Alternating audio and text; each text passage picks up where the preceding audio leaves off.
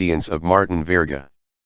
This convent, which in 1824 had already existed for many a long year in the Rue Petit Picpus, was a community of Bernardines of the obedience of Martin VERGA.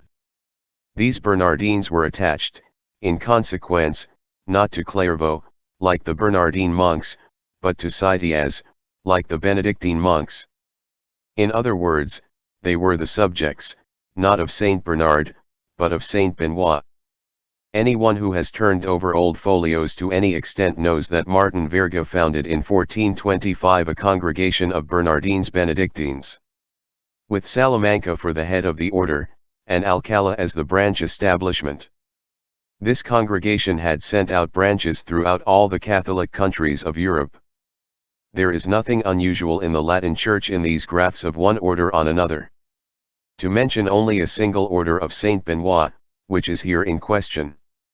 There are attached to this order, without counting the obedience of Martin VERGA, 4 congregations, 2 in Italy, Montcassin and Saint Justine of Padua, 2 in France, Cluny and Saint Maur, and 9 orders, Vallombrosa, Grandmont, the Celestins, the Camaldules, the Carthusians, the Humiles, the Olivateurs, the Silvestrins, and lastly, Suffices.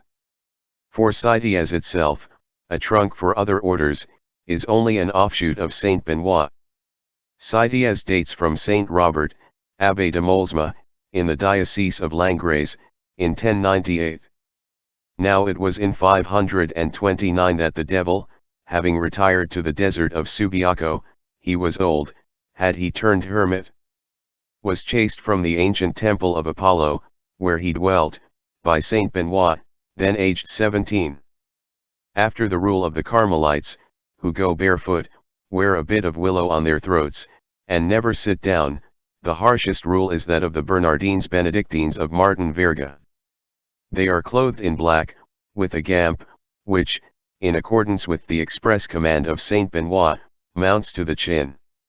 A robe of serge with large sleeves, a large woolen veil, the gamp which mounts to the chin cut square on the breast, the band which descends over their brow to their eyes, this is their dress. All is black except the band, which is white. The novices wear the same habit, but all in white.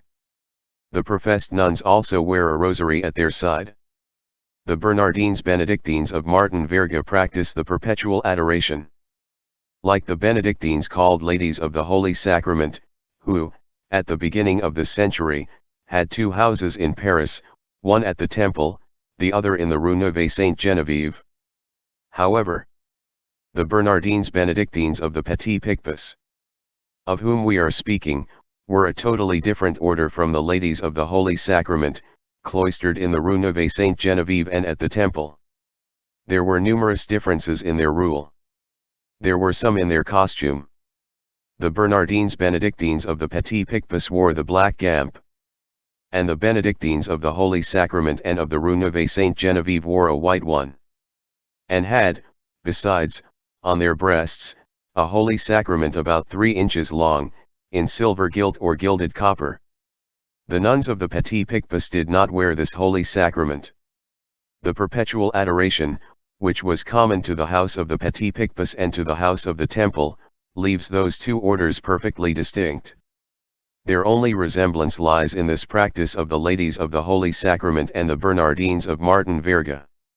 Just as there existed a similarity in the study and the glorification of all the mysteries relating to the infancy, the life, and death of Jesus Christ and the Virgin, between the 2 orders, which were, nevertheless, widely separated, and on occasion even hostile. The Oratory of Italy, established at Florence by Philip de Neri, and the Oratory of France, established by Pierre de Birol. The Oratory of France claimed the precedence, since Philip de Neri was only a saint, while Birol was a cardinal. Let us return to the harsh Spanish rule of Martin VERGA. The Bernardines Benedictines of this obedience fast all the year round. Abstain from meat. Fast in Lent and on many other days which are peculiar to them. Rise from their first sleep, from 1 to 3 o'clock in the morning, to read their breviary and chant matins. Sleep in all seasons between serge sheets and on straw. Make no use of the bath. Never light a fire. Scourge themselves every Friday. Observe the rule of silence. Speak to each other only during the recreation hours, which are very brief, and wear drugget chemises for 6 months in the year, from September 14th, which is the exaltation of the Holy Cross, until Easter. These 6 months are a modification. The rule says all the year, but this drugget chemise, intolerable in the heat of summer, produced fevers and nervous spasms. The use of it had to be restricted. Even with this palliation, when the nuns put on this chemise on the 14th of September, they suffer from fever for 3 or 4 days. Obedience, poverty, chastity, perseverance in their seclusion, these are their vows, which the rule greatly aggravates. The prioress is elected for 3 years by the mothers, who are called mères vocales because they have a voice in the chapter.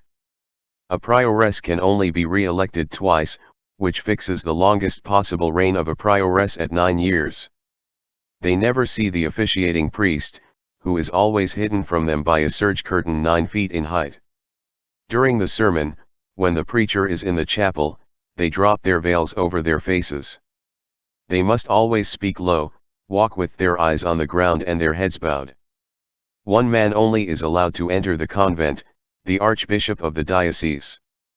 There is really one other, the gardener. But he is always an old man, and, in order that he may always be alone in the garden, and that the nuns may be warned to avoid him, a bell is attached to his knee. Their submission to the prioress is absolute and passive. It is the canonical subjection in the full force of its abnegation. As at the voice of Christ. Ut voce Christi. At a gesture. At the first sign. Ad nutum. Ad primum signum. Immediately. With cheerfulness. With perseverance. With a certain blind obedience. Prompt. Hilariter. Perseveranter et sica quadam obedientia. As the file in the hand of the workman. Quasi limam in manibus fabri, without power to read or to write without express permission, leger vel scribere non adiscarit sign expressa superioris licentia. Each one of them in turn makes what they call reparation. The reparation is the prayer for all the sins, for all the faults, for all the dissensions, for all the violations, for all the iniquities, for all the crimes committed on earth. For the space of 12 consecutive hours. From 4 o'clock in the afternoon till 4 o'clock in the morning. Or from 4 o'clock in the morning until 4 o'clock in the afternoon. The sister who is making reparation remains on her knees on the stone before the Holy Sacrament, with hands clasped, a rope around her neck. When her fatigue becomes unendurable, she prostrates herself flat on her face against the earth, with her arms outstretched in the form of a cross. This is her only relief. In this attitude she prays for all the guilty in the universe. This is great to sublimity. As this act is performed in front of a post on which burns a candle, it is called without distinction, to make reparation or to be at the post. The nuns even prefer, out of humility, this last expression, which contains an idea of torture and abasement. To make reparation is a function in which the whole soul is absorbed. The sister at the post would not turn round were a thunderbolt to fall directly behind her. Besides this, there is always a sister kneeling before the Holy Sacrament. This station lasts an hour. They relieve each other like soldiers on guard. This is the perpetual adoration. The prioresses and the mothers almost always bear names stamped with peculiar solemnity, recalling, not the saints and martyrs, but moments in the life of Jesus Christ. As Mother Nativity, Mother Conception, Mother Presentation, Mother Passion. But the names of saints are not interdicted. When one sees them, one never sees anything but their mouths. All their teeth are yellow. No toothbrush ever entered that convent. Brushing one's teeth is at the top of a ladder at whose bottom is the loss of one's soul. They never say my. They possess nothing of their own, and they must not attach themselves to anything. They call everything our. Thus, our veil, our chaplet. If they were speaking of their chemise, they would say our chemise. Sometimes they grow attached to some petty object, to a book of hours, a relic, a medal that has been blessed. As soon as they become aware that they are growing attached to this object, they must give it up. They recall the words of Saint Therese, to whom a great lady said, as she was on the point of entering her order, "Permit me, mother, to send for a Bible to which I am greatly attached." Ah, you are attached to something. In that case, do not enter our order. Every person whatever is forbidden to shut herself up, to have a place of her own, a chamber. They live with their cells open. When they meet, one says, "Blessed and adored be the most holy sacrament of the altar." The other responds, "Forever."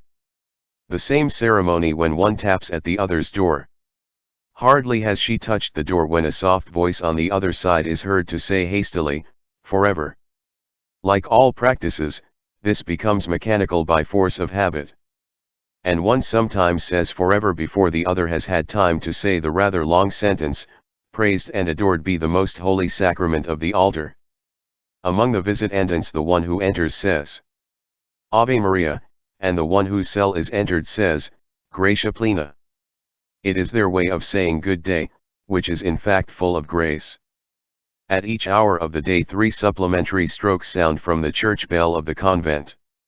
At this signal prioress, vocal mothers, professed nuns, lay sisters, novices, postulants, interrupt what they are saying, what they are doing, or what they are thinking, and all say in unison if it is 5 o'clock, for instance, "At 5 o'clock and at all hours praised and adored be the most holy sacrament of the altar." If it is 8 o'clock, "At 8 o'clock and at all hours." And so on, according to the hour. This custom, the object of which is to break the thread of thought and to lead it back constantly to God, exists in many communities.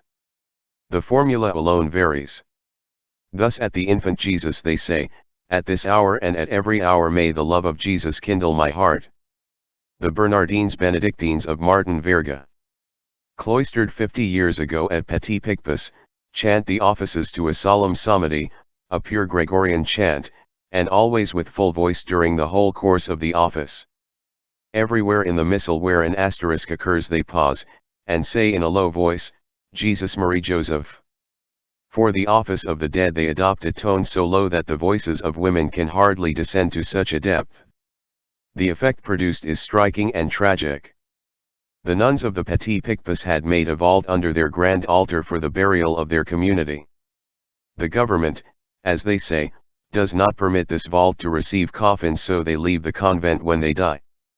This is an affliction to them, and causes them consternation as an infraction of the rules. They had obtained a mediocre consolation at best. Permission to be interred at a special hour and in a special corner in the ancient Vaugirard cemetery, which was made of land which had formerly belonged to their community. On Fridays the nuns hear High Mass, Vespers, and all the offices, as on Sunday.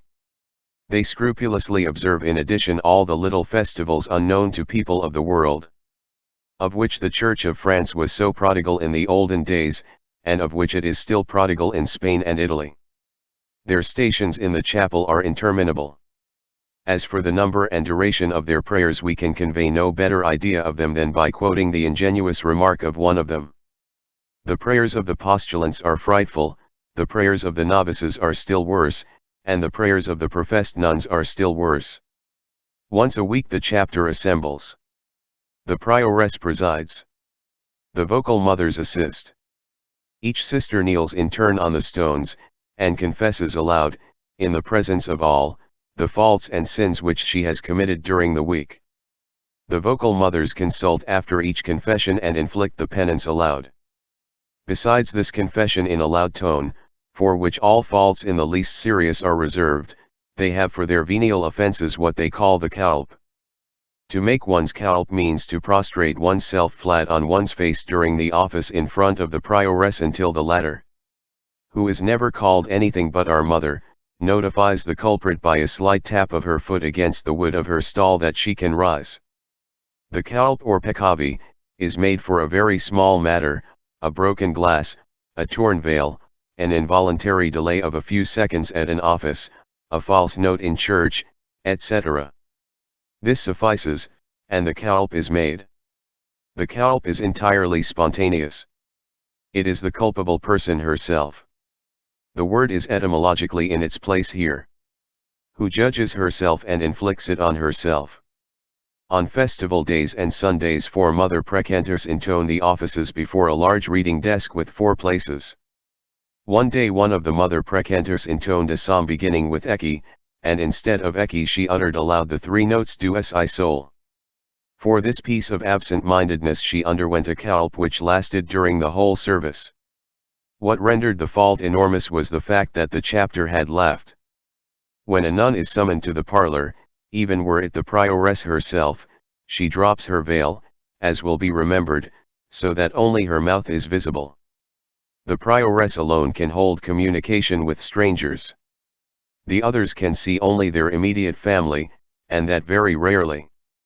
If, by chance, an outsider presents herself to see a nun, or one whom she has known and loved in the outer world, a regular series of negotiations is required.